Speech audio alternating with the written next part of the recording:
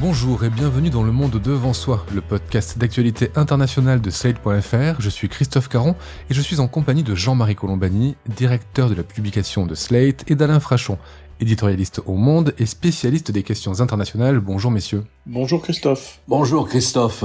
C'est fait, ou presque, on connaît enfin le nom du prochain secrétaire d'État des États-Unis. Ce sera Antony Blinken, un francophone fan de rock. C'est une des premières nominations annoncées par Joe Biden et beaucoup semblent s'en satisfaire. Alors cette nomination, c'est l'occasion pour nous de nous arrêter dans cet épisode sur le futur de la diplomatie de la Maison-Blanche. Pour les 4 prochaines années, Washington sera-t-il contre ou avec le reste du monde? Nous allons le voir. Mais d'abord, Alain Frachon, vous qui auriez largement mérité sa place si vous aviez été américain, que pouvez-vous nous dire d'Antony Blinken? Écoutez, je ne sais pas si j'aurais aimé être secrétaire d'État, sans doute, oui. Et Blinken, commençons par le plus simple, 58 ans, dont 40 de diplomatie. On peut dire qu'il est né dans la politique étrangère, puisque son père, Monsieur Blinken, était ambassadeur en Hongrie. Notamment, a été donc diplomate. Il a eu un oncle ambassadeur en Belgique aussi. Et ensuite, l'étranger ne lui est pas inconnu, puisque sa mère a épousé en deuxième noces Samuel Pisar, vous savez, le grand avocat à cheval entre le barreau de New York et celui de Paris, qui a écrit un très beau livre sur sa déportation à Auschwitz pendant la Deuxième Guerre mondiale, Samuel Pisar. Donc, quand sa mère a épousé Samuel Pisar, il est venu vivre à Paris, Antony Blinken. Il a fini sa scolarité à Paris. Il parle parfaitement français, mais plus encore, peut-être, il sait ce que ça veut dire qu'être américain à l'étranger. Autrement dit, il sait se mettre dans la tête de l'autre. Il était à Paris en pleine guerre froide, vers la fin des années 60, quand être américain à Paris n'était pas forcément très bien vu non plus. Donc il sait se mettre dans la tête de l'autre et il sait quelle est l'image des États-Unis à l'étranger. Et en même temps, il est très américain. Alors si vous voulez quelques mots de sa carrière, les principaux postes qu'il a eus en tant que haut fonctionnaire et politique, il a toujours été membre du Parti démocrate, en bon New-Yorkais. Il a notamment été un des hommes qui écrivait les discours de politique étrangère de Bill Clinton pendant 8 ans. Il a été le conseiller diplomatique, là encore, pendant 8 ans, de Joe Biden, lorsque Joe Biden était vice-président. Ensuite, il a été le numéro 2 du Conseil national de sécurité de Barack Obama. Puis, il a été le numéro 2 du dernier des secrétaires d'État de Barack Obama, je crois, John Kerry, petite parenthèse, qui lui aussi entre au cabinet avec une fonction très importante, le climat. Voilà, je dirais que de Blinken, que c'est un profil classique de démocrate interventionniste sur la scène internationale. C'est un homme qui a été très frappé par la montée en force de l'autocratie, par la diminution des régimes démocratiques sur la planète depuis 1990. Ce thème de la défense des droits de l'homme et de la démocratie lui est très cher. Il pense que nous sommes au milieu d'une bataille idéologique entre d'un côté les gens qui défendent la démocratie et de l'autre ceux qui font valoir tous les mérites de l'autocratie, paraît-il. C'est un homme très attaché aux alliances traditionnelles des États-Unis, alliances avec l'Europe, c'est l'OTAN notamment, et aussi les alliances stratégiques que les États-Unis ont nouées en Asie avec le Japon et avec la Corée du Sud. Et j'ajoute que c'est un passionné de guitare électrique et qu'il a enregistré au moins 2 rock sur le site ou la plateforme Spotify. C'est un homme qui est sans doute le plus proche de Joe Biden parmi l'ensemble du cabinet américain. C'est-à-dire qu'il peut lui téléphoner quand il veut et aller le voir quand il veut. Alors justement, Antony Blinken va mettre en œuvre la politique étrangère américaine qui sera décidée par Joe Biden. Est-ce que Jean-Marie, vous pouvez nous rappeler les prises de position de Joe Biden, du candidat Biden, sur la diplomatie américaine, sur la politique étrangère américaine? Une remarque générale d'abord, vous vous souvenez peut-être que quand Trump a été élu en 2016, le réflexe de la plupart des savants ou des gens qui parlent d'autorité sur les questions diplomatiques consistait à dire « Ne vous inquiétez pas, ça ne changera rien ».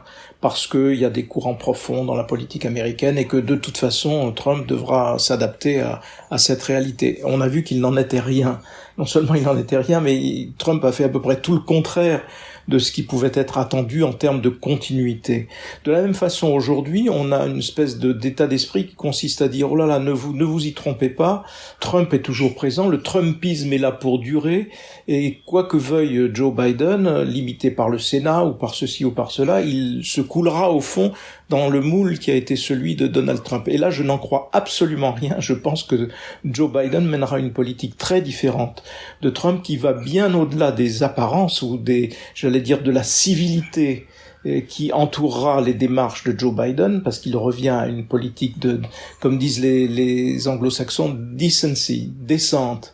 Donc il y aura une forme de décence retrouvée dans l'art et la manière de faire de la politique étrangère, mais ça va au-delà, et je pense qu'on retrouvera les États-Unis dans ce que l'on appelle de façon un peu rapide le multilatéralisme, c'est-à-dire qu'on va les revoir certainement à l'OMS, on va les revoir sans doute se réintéresser à la réforme de l'OMC et non pas à détruire l'OMC, on va les revoir aussi sur différents théâtres où il y a des instances des Nations Unies qui avaient été privées de l'argent américain, entre autres.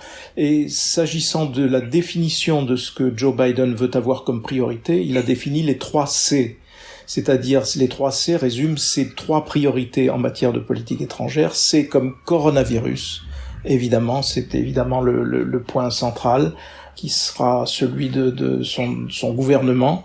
L'autre C, c'est évidemment la Chine, puisque l'alpha et l'oméga de la diplomatie américaine sera, et de la diplomatie européenne aussi, sera de se confronter à la Chine, mais ça, je pense que nous y viendrons tout à l'heure. Et le 3e C, c'est évidemment le climat. Alain y a fait allusion tout à l'heure avec la nomination de John Kerry qui montre bien toute la solennité de la chose. C'est John Kerry qui avait négocié l'accord de Paris sur le climat précisément. Et donc, voilà, armé de ces 3 priorités, nous allons voir que Joe Biden ne mènera pas du tout la même politique que Donald Trump. Alors Jean-Marie, vous avez évoqué le fait que Donald Trump a réussi à dépasser ce qu'on appelle le deep state en matière diplomatique. Quel bilan il laisse avec Mike Pence en termes de relations internationales après 4 ans à la Maison-Blanche? Je pense qu'il faut revenir au slogan de Donald Trump, Make America Great Again. Je pense qu'on sort de la période Trump avec une Amérique plus petite, une Amérique moins influente, une Amérique belliqueuse, repliée sur elle-même, mais incontestablement, le mot retrait résume assez bien la période Trump, je pense. Si vous voulez, pendant très longtemps, les États-Unis ont profité du prestige que pouvait leur donner leur mode d'exercice de la démocratie et leur comportement vis-à-vis de leurs alliés notamment. Et tout cela a été patiemment ou même impatiemment mise à mal par Donald Trump. Donc l'Amérique a cessé de rassurer, elle a cessé d'attirer, elle a cessé d'être un modèle pour laisser place à ce que Alain évoquait tout à l'heure, c'est-à-dire des modèles qui sont plutôt dans l'ordre de l'autocratie désormais, modèle en Chine, modèle en Russie, ainsi de suite. Et donc ça, c'est une grande défaite idéologique pour les États-Unis qu'il appartiendra évidemment à Joe Biden de tenter de corriger. Alain, peut-être un mot rapidement sur le bilan du 45e président des États-Unis en matière de relations internationales. J'ajouterais juste 2 points. Dans la continuité pour le coup là, c'est un élément de continuité, dans la continuité de la politique d'Obama, mais de façon beaucoup plus brutale et en choisissant de mener une guerre commerciale qui n'a pas porté ses fruits, je crois que Trump restera comme celui qui a continué et même exacerbé la confrontation, le conflit avec la Chine en disant on ne peut pas continuer à avoir des relations normales avec un pays qui ne joue pas les règles. Et le 2e point qui confirmera ce que disait Jean-Marie, c'est que si l'on prend les sondages de l'Institut Pew, c'est un institut américain très réputé qui fait des sondages dans le monde entier de manière assez régulière depuis les années 60. Jamais l'image des États-Unis n'a été aussi négative, y compris pendant la guerre du Vietnam, par exemple, y compris à des moments où l'image des États-Unis n'était pas florissante. Aujourd'hui, jamais l'image des États-Unis n'a été négative. Et si Trump disait que sa politique étrangère, c'était l'Amérique d'abord, Biden a dit non, c'est pas l'Amérique d'abord. L'Amérique, elle est forte avec ses alliés et il faut, de ce point de vue, restaurer les relations qu'elle a entretenues avec l'Europe et avec l'Asie notamment. Jean-Marie, vous parliez d'alpha et d'oméga pour les relations diplomatiques entre la Chine et le reste du monde, et surtout pour les États-Unis dans les années qui viennent. À quoi peut-on s'attendre en matière diplomatique entre Washington et Pékin après l'arrivée de Biden à la Maison-Blanche ? Certainement le retour à un mode d'exercice de la diplomatie plus classique et donc à une confrontation qui sera mieux encadrée parce qu'elle peut s'inscrire par exemple dans le cadre de l'OMC. Mais plus généralement, vous vous souvenez peut-être que avant son départ, Obama avait tenté de mettre sur pied un très vaste accord de libre-échange qui était censé regrouper un maximum de pays en Asie du Sud-Est, pour contenir au fond la puissance commerciale chinoise. Et le premier geste de Donald Trump avait été de se retirer de ce projet de très vaste zone de libre-échange qui a refait surface il y a quelques semaines, et probablement on verra les États-Unis reprendre ce fil-là pour tenter d'organiser la région avec ce souci de contenir la Chine, tout en sachant que par ailleurs la Chine a d'immenses créances sur les États-Unis, mais elle a aussi un énorme endettement, et donc les choses devraient être à la fois toujours conflictuelles au sens, j'allais dire, économique et commercial du terme, parce que l'obsession américaine, c'est évidemment la montée de la puissance chinoise, mais en même temps, on sera plus dans une attitude de contenir plutôt que d'affronter, me semble-t-il, mais je peux me tromper. Alain ? Oui, je crois que ça sera ce profil-là, c'est-à-dire on continuera une confrontation, les États-Unis continueront d'avoir une attitude de confrontation à l'adresse de la Chine sur le plan économique, sur le plan technologique. Ils continueront à se battre pour que la logistique de la 5G ne soit pas laissée aux mains de la firme chinoise Huawei, en Europe comme en Asie. Ils continueront à contester les revendications territoriales de la Chine en mer de Chine du Sud et en mer de Chine de l'Est. La flotte américaine ou les flottes américaines continueront à patrouiller ces eaux en déclarant que ce sont des zones internationales. Et de même que les États-Unis, et je ne vois pas là-dessus de changement, maintiendront les sanctions qu'ils ont prises contre la Chine à la suite de la répression du mouvement démocratique à Hong Kong, et maintiendront les États-Unis qu'ils ont pris contre la Chine aussi du temps de l'administration Trump pour la répression qui est faite de la minorité musulmane ouïghour en Chine. Une attitude conflictuelle. Alors peut-être qu'il y aura le rétablissement d'un dialogue politique parce que c'est plus dans la nature de Biden. Et voilà grosso modo le profil que devraient avoir les relations entre la Chine et les États-Unis. On va s'intéresser à un autre adversaire des États-Unis maintenant, c'est la Russie de Poutine en particulier. Les relations entre Trump et Poutine n'ont jamais été très claires. À quoi s'attendre maintenant avec Biden ? Alors écoutez, je pense que la relation, même chose, formellement, pourrait peut-être s'améliorer. Il pourrait y avoir un sommet Poutine-Biden, c'est possible. Formellement, elle pourrait s'améliorer. Mais si l'on s'en tient à ce qu'a pu dire Anthony Blinken ces dernières années, à plusieurs reprises, je ne vois pas d'amélioration politique fondamentale, si vous voulez.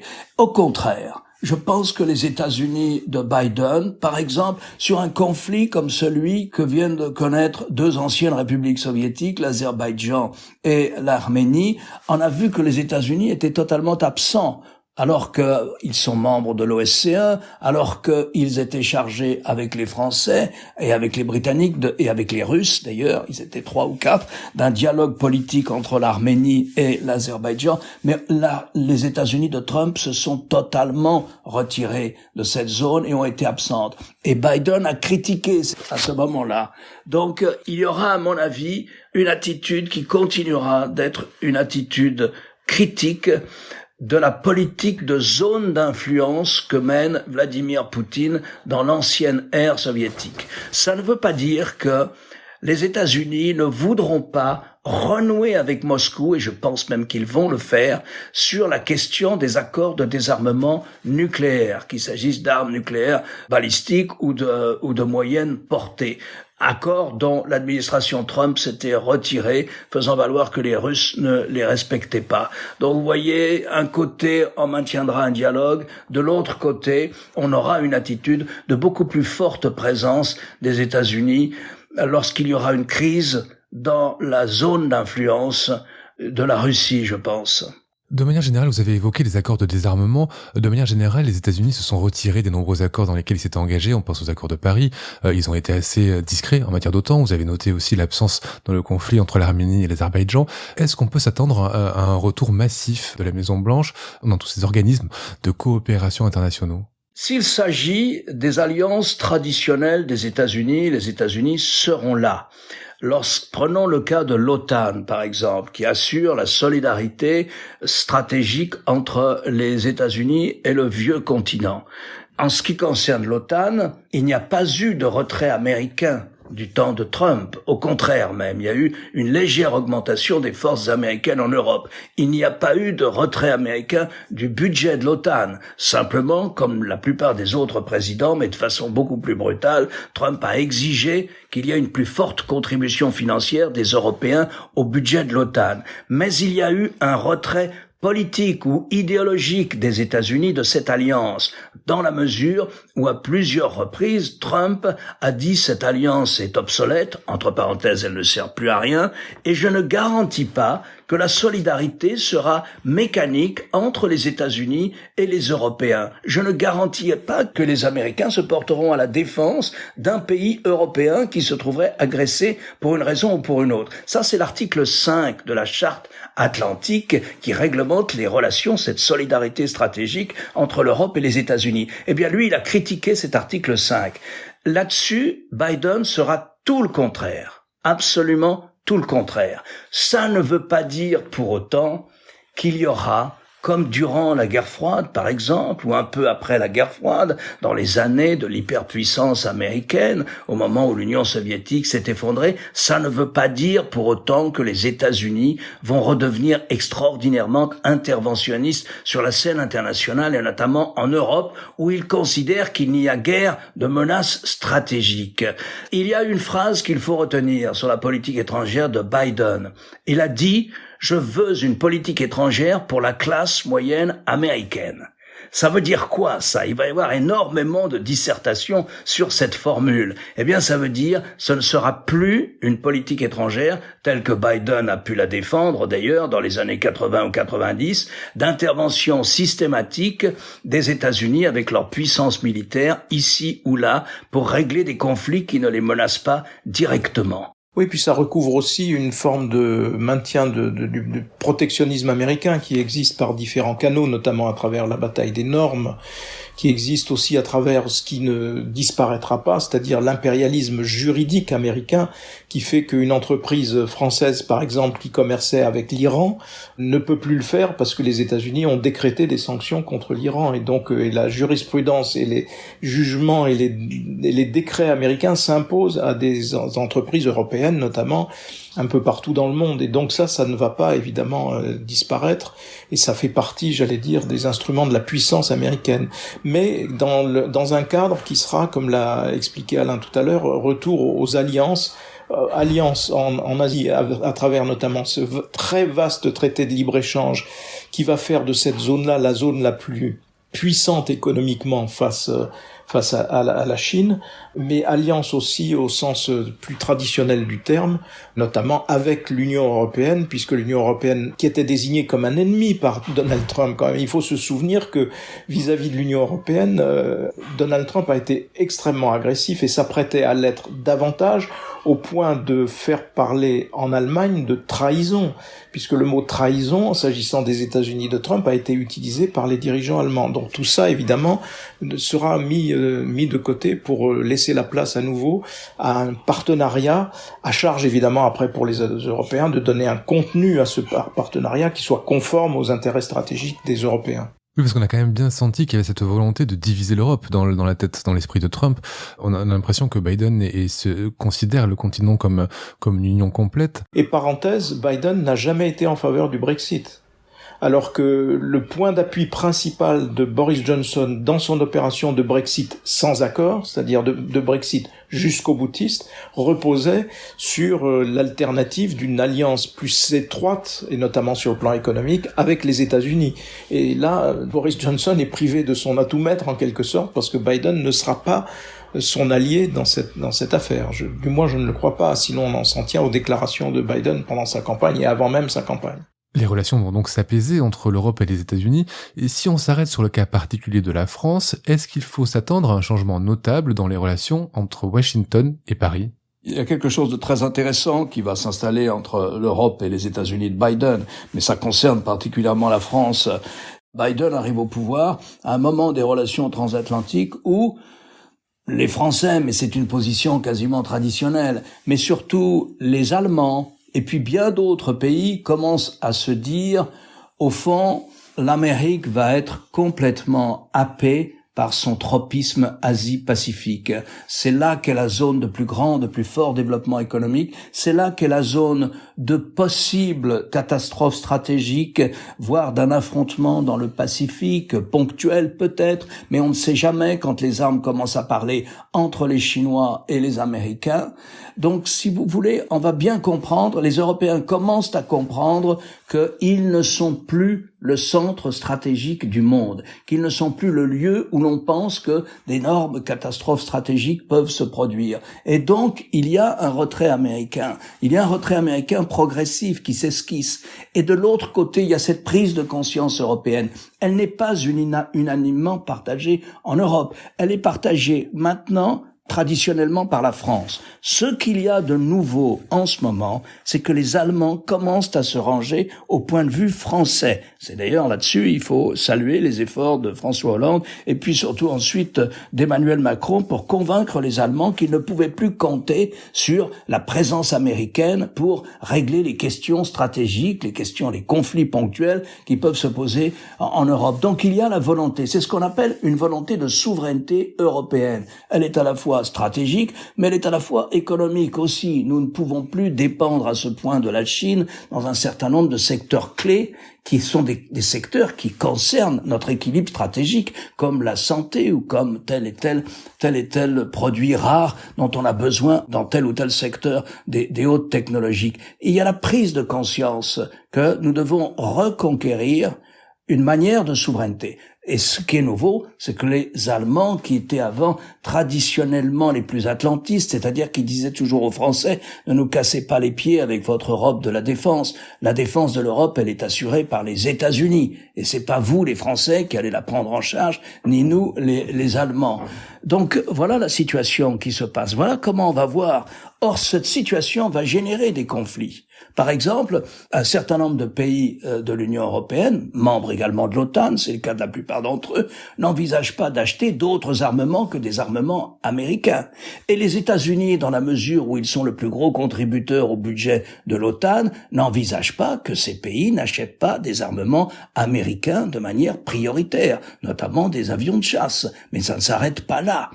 Et si, comme le disent la France et maintenant un peu l'Allemagne, nous voulons un minimum d'autonomie stratégique, il faut que les Américains laissent le marché de la défense industrielle, le marché de l'armement en Europe se développer et ne plus imposer que des pays européens achètent mécaniquement et systématiquement américains. Conflit potentiel qui va venir assez vite. Conflit sur la fiscalité des grands du numérique, puisque nous n'avons pas en Europe et qu'ils sont tous américains. Conflit peut-être aussi lorsque les Américains voudront nous embrigader dans une bataille contre la Chine. On le voit déjà. L'Allemagne, par exemple, avait considéré qu'elle pouvait compter sur la firme Huawei pour installer une partie de la logistique de la future génération de la téléphonie mobile, la 5G. Mais bon, Huawei pose des problèmes de sécurité. Huawei est lié à l'establishment militaire chinois. Et donc, Madame Merkel, sous pression américaine, mais sous pression aussi de son parti et du Parti social-démocrate, a dû renoncer à Huawei. Comment réagira la France dans une situation comme ça? Je ne sais pas quelles sont les hypothèses de travail de la France en matière de 5G, mais la question va se poser. La question va se poser. Industrie de la défense, haute technologie. Si les Européens veulent gagner en souveraineté en matière de haute technologie, ils vont entrer en concurrence aussi avec les États-Unis. Donc voilà une relation assez curieuse qui va peut-être voir la naissance d'une autonomie européenne en matière stratégique, voulue à la fois par les États-Unis sans qu'ils consentent à perdre les avantages de leur leadership stratégique sur l'Europe. Voilà une situation très compliquée qui va s'installer, une dialectique difficile. Jean-Marie, à propos des relations franco-américaines? La tendance lourde dans laquelle nous sommes installés est une tendance qui voit en effet s'écarter les deux rives de l'Atlantique progressivement, parce que, comme on l'a dit tout à l'heure, les États-Unis sont happés par la zone Asie-Pacifique et par leurs problèmes d'hémisphère aussi, parce qu'ils ont des problèmes d'accords commerciaux, économiques avec le Mexique, avec le Canada et avec le reste de l'Amérique, avec l'Amérique latine. Et donc l'Europe en est d'autant plus éloignée. Donc c'est à l'intérieur de cela que peut s'élaborer une doctrine européenne tout en étant réassurée par l'alliance, j'allais dire, traditionnelle. Et cette réassurance est nécessaire pour entraîner les autres Européens, parce que si vous parlez à des Polonais ou à des Baltes de nous éloigner des États-Unis, ils ne seront évidemment pas d'accord parce qu'ils sont directement confrontés à une menace russe. Donc voilà le cadre dans lequel on va se déployer, vont se déployer, les différentes diplomaties. Et pour finir, un mot sur un sujet qui pourrait faire à lui seul un épisode du Monde devant soi, c'est le Proche et le Moyen-Orient. La présidence de Trump a été très dynamique, on pense par exemple au transfert de l'ambassade américaine à Jérusalem. Est-ce qu'on va avoir une rupture de cette politique avec l'administration Biden ? On ne peut pas accuser l'administration Trump, en fait, d'avoir été isolationniste. Elle a été extraordinairement interventionniste, unilatéraliste et interventionniste au service des intérêts américains ou de ce qu'elle percevait comme étant les intérêts américains. Sur le Moyen-Orient, 2 dossiers. Intervention américaine, catastrophique à mon avis, mais qui a marqué la région, c'est les États-Unis sortent du dossier sur le contrôle du programme nucléaire de l'Iran. Les États-Unis, dans la grande bataille pour la domination du Moyen-Orient, qui oppose la théocratie iranienne à la théocratie saoudienne, les États-Unis, au lieu d'esquisser une manière de médiation, comme tentait de le faire Barack Obama, les États-Unis ont choisi un seul camp, le camp des monarchies arabes sunnites, le camp de l'Arabie saoudite, allié à Israël pour la même raison stratégique, puisqu'il s'agit de faire face à l'Iran qui à plusieurs reprises a menacé Israël. Donc intervention dans l'ensemble du Moyen-Orient en faveur d'un des 2 camps qui se partagent en ce moment par guerre intermédiaire interposée, par guerre de proximité interposée, qui se partagent le Moyen-Orient, l'Iran et l'Arabie saoudite, intervention unilatéraliste en faveur d'un seul camp, celui de l'Arabie saoudite. Sur le conflit israélo-palestinien, c'est là un peu, c'est aussi une logique totalement unilatérale. Intervention en faveur d'un seul camp, celui de la droite israélienne. C'est-à-dire que l'administration Trump a légitimé la colonisation des territoires palestiniens, qu'il s'agisse de Jérusalem, de la partie arabe de Jérusalem ou de la Cisjordanie par Israël. L'administration Trump a légitimé, donné plein feu vert, imprimatur, sans limite, à la politique de colonisation israélienne. Et parallèlement, elle a pris des mesures de radicale hostilité à l'égard des Palestiniens. Ce n'est pas seulement le déménagement de l'ambassade de Tel Aviv à Jérusalem, sur lequel l'administration Biden ne reviendra pas, mais c'est aussi l'arrêt de l'aide bilatérale aux hôpitaux palestiniens par les États-Unis, la suspension de l'aide à l'Organisation des Nations Unies chargée des réfugiés palestiniens, la fermeture du bureau de représentation des Palestiniens à Washington, etc. Et le soutien à un plan de paix Trump qui donne véritablement libre cours à la politique de colonisation israélienne. Alors là-dessus, l'administration Biden a d'ores et déjà laissé entendre qu'elle reviendrait sur les mesures d'hostilité. On peut penser qu'elle rouvrira, par exemple, la mission de représentation des Palestiniens à Washington. On peut penser qu'elle va à nouveau participer au financement du budget de l'UNRWA. C'est le budget de l'organisation de l'ONU qui s'occupe des réfugiés palestiniens. On peut penser qu'elle refinancera à nouveau les hôpitaux palestiniens. Donc voilà, et on peut penser qu'elle cherchera à négocier sur la base à nouveau de la vieille théorie dite il faudrait la création d'un État palestinien à côté de l'État israélien. C'est-à-dire qu'elle s'opposera à nouveau à la politique de colonisation des territoires palestiniens par Israël. Voilà à peu près le contour. Par ailleurs, elle a approuvé et elle continuera d'approuver la normalisation des relations diplomatiques entre le monde arabe et Israël comme étant un facteur d'apaisement régional. Le seul leg positif de Trump, ce sera ça. Les accords qui existent, qui ont été signés entre Israël et les Émirats, par exemple, qui n'étaient pas les ennemis d'Israël, bien sûr, qui n'ont jamais été en guerre contre Israël, mais comme prélude en quelque sorte à un accord prochain, un rapprochement entre l'Arabie Saoudite et Israël, c'est un élément fondamental parce que ça restructure le paysage, ça intègre complètement Israël dans le paysage alors que jusqu'à présent l'existence d'Israël continuait d'être combattue par un certain nombre de pays. Donc ça, c'est un facteur clé et qui devrait aussi retentir sur une sorte d'antisémitisme ambiant dans un certain nombre de pays arabes qui devrait logiquement reculer. Et donc ça, Trump a contribué à ce phénomène-là, donc ça doit être retenu comme un des éléments positifs de son héritage. Merci Alain, merci Jean-Marie pour ce tour du monde des nouvelles relations internationales entre États-Unis et reste de la planète. On se retrouve tous les trois la semaine prochaine pour un nouvel épisode du Monde devant soi. Merci Christophe. Merci Christophe. Vous venez d'écouter Le Monde devant soi, un podcast Slate.fr à retrouver tous les samedis matins sur Slate.fr ou sur votre application de podcast préférée. Si vous avez aimé, n'hésitez pas à vous y abonner et à nous mettre 5 étoiles.